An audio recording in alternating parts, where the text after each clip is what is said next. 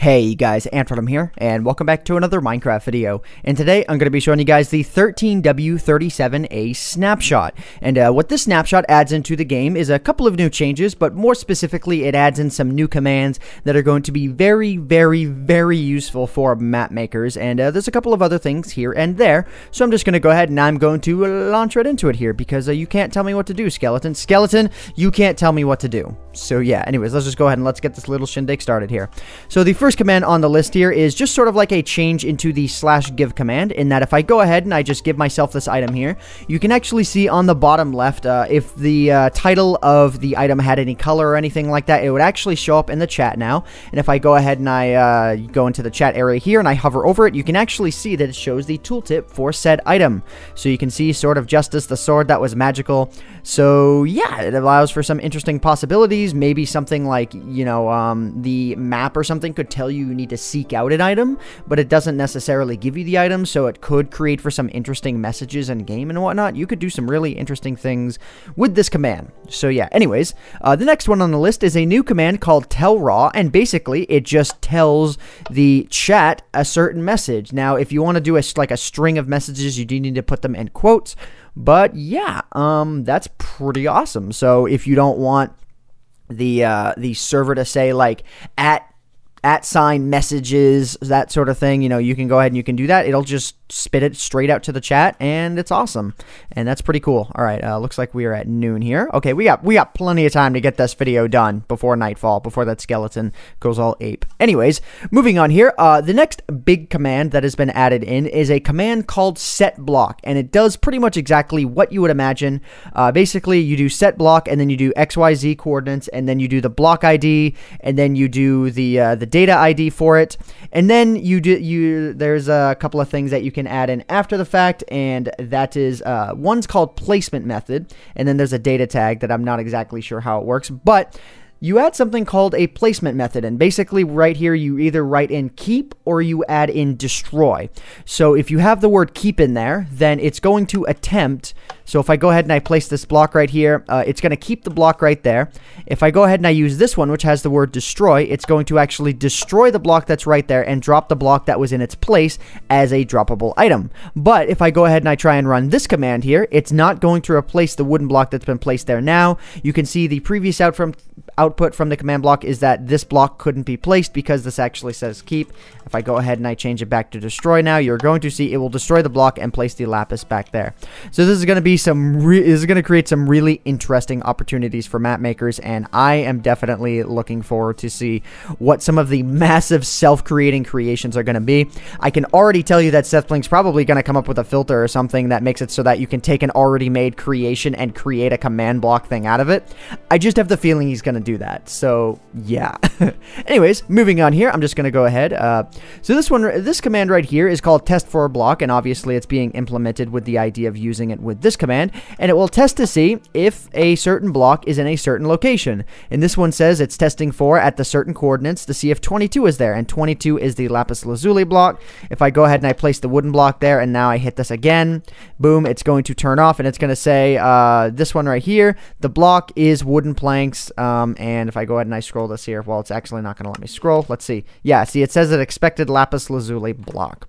So that's a cool little thing if you want to use that as well.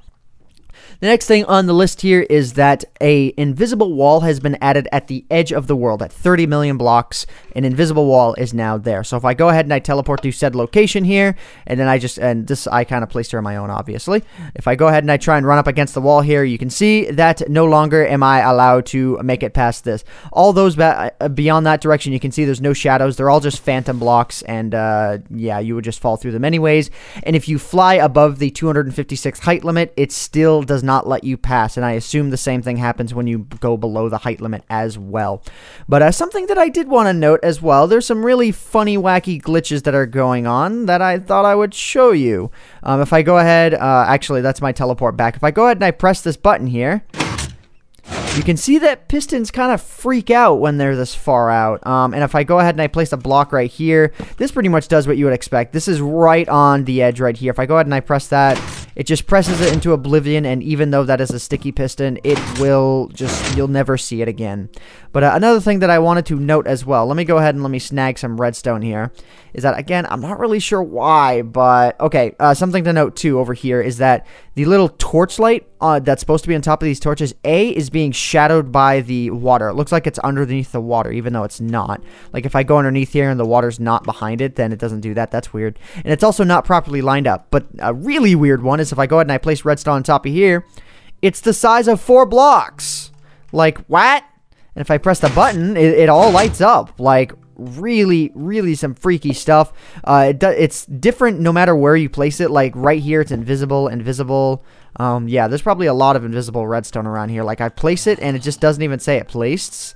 Oh, wait, no, that's beyond the limit. Okay, let's try this here. Like, invisible. Oh, here we go. Massive redstone creation. Let's do this.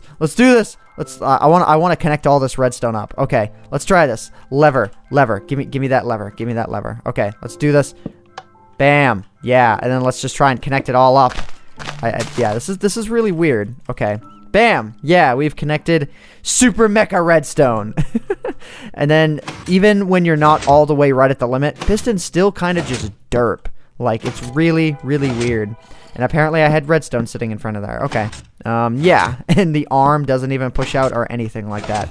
Anyways, let's just go ahead and let me teleport back here. Let me show you guys the last of the big changes that has come forth with this snapshot. So a couple of minor changes before I get to these guys right here is that the 256 character command limit has been lifted. So now in a command block, you can, type out, or no, when you're typing out a command in here, the 256 limit has been lifted, so I think that's pretty awesome. I think there may have been a limit in here as well, but that has now been lifted.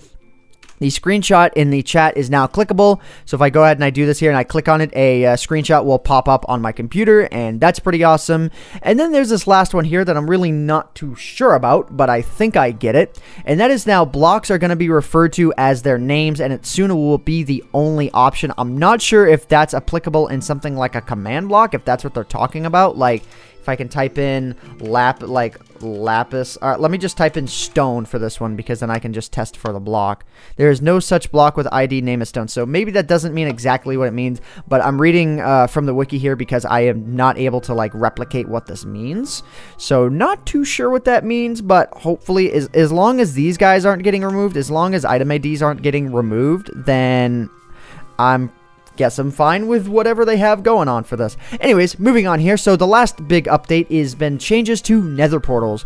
So now the maximum size of a Nether Portal has changed, but the minimum size has not. So the minimum size is still this, but the maximum size is now 23 by 23. So if you create a portal that is bigger, then yeah. Yeah, you can create massive nether portals now, but you can't create them that, being too big, because this will not work because it is bigger than the 23 by 23 limit. It's about twice as big, I would say. So, yeah. It's pretty awesome. I'm just saying, I'm not gonna lie, that is a pretty awesome feature. And then there's been a bunch of bugs that have been fixed as well. If you guys want to get into the nitty-gritty details of the snapshot, then be sure to check out the wiki link. The link is going to be in the description below for that. But anyways, that pretty much covers everything in this fairly small snapshot, but fairly significant snapshot nonetheless. I'm going to go ahead and I'm going to end off this snapshot review here. So anyways, guys, hope you all have enjoyed. My name is AntVenom, and I bid you all farewell. Thanks so much for watching.